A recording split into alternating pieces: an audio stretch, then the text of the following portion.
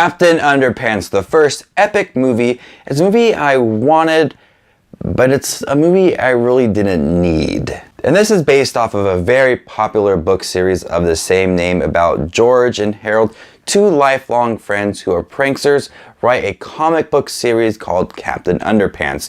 Their evil principal Krupp is trying to separate them from being in the same class. They have a hypno ring that turns Principal Krupp into Captain Underpants. And there's an evil professor named Professor Poopy Pants who is trying to control the world and get rid of child laughter, and it's a pretty fun movie, I must say. I grew up reading all of the books. I thought they were ridiculously over-the-top, stupid fun from the viewpoint of a child. I mean, the kids are writing some of the book.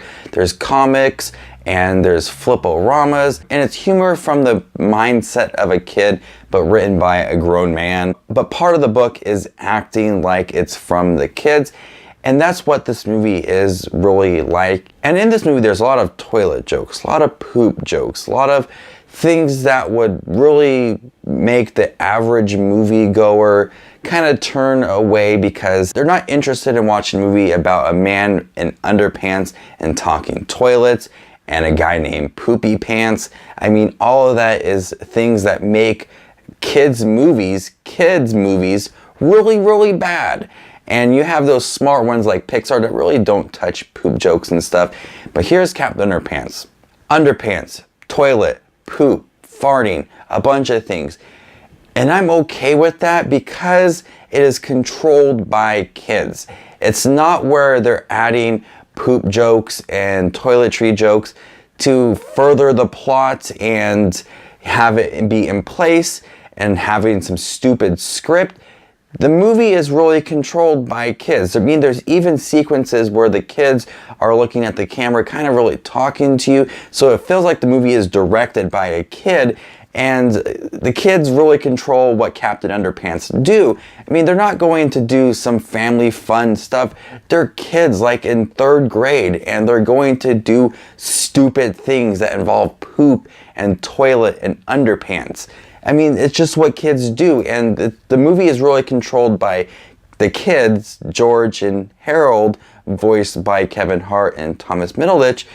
They're controlling a lot of what Captain Underpants do, and so of course they're going to do ridiculous, stupid stuff, and that's why I think I really enjoyed this movie, because I can tell that it's by kids, not the director's not a kid or anything, but the movie sequences are controlled by what these kids do, and that's what the book was too, and I really like that. The friendship for George and Harold really does shine in this movie. You can tell that they are the best friends. They really understand each other, and they love to just create pranks all day long, and it's really fun. I thought the voice acting in here was really great from Kevin Hart, Thomas Middleditch, Ed Helms. Nick Kroll was hilarious as Professor Poopy Pants. He really threw his voice and had this over-the-top accent that just worked for this character. The animation style was really great. This is one of DreamWorks' better films in recent memory. I did not really like The Boss Baby, did not like Home. They just haven't had a home run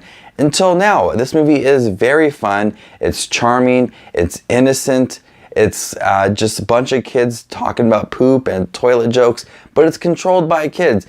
And there's a lot of humor in here for adults as well. I found myself laughing at a lot, and there was a father behind me that was laughing with his kid, and the kid just couldn't really understand the jokes. The dad was laughing, and I understood why. So there's a lot for the kids to enjoy, and there's a lot for the adults to enjoy, and the animation is really great. It's a very fun film. It's short, it has a fairly simple storyline about a guy who just wants to get rid of laughter. It's not the best script ever, but I really liked this movie. I just liked it. It was fun, the animation was great, and they utilized a lot of elements from the book that I liked, like the flip-o-rama, and they liked to change the reader board at the school a lot, and they used those in the movie, which I thought was gold for me. I really liked that. It might just be that I grew up reading these books and I really enjoyed the movie. I mean, I'm sure that someone who hasn't read the books might not really enjoy this movie, but if you really turn off your mind and understand that this movie is controlled by the kids and what they like, I think you can enjoy this movie, but if you can't get past that, you're not gonna like this movie at all. I'm gonna go ahead and give Captain Underpants, the first epic movie, a B. I went to this movie asking for Captain America.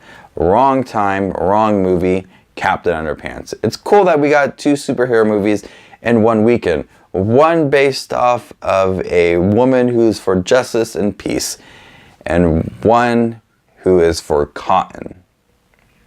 Yeah. Which one's the better movie? So if you guys have seen Captain Underpants, what did you think about it? Comment down below with your thoughts on that movie. Did you read the book series as a kid?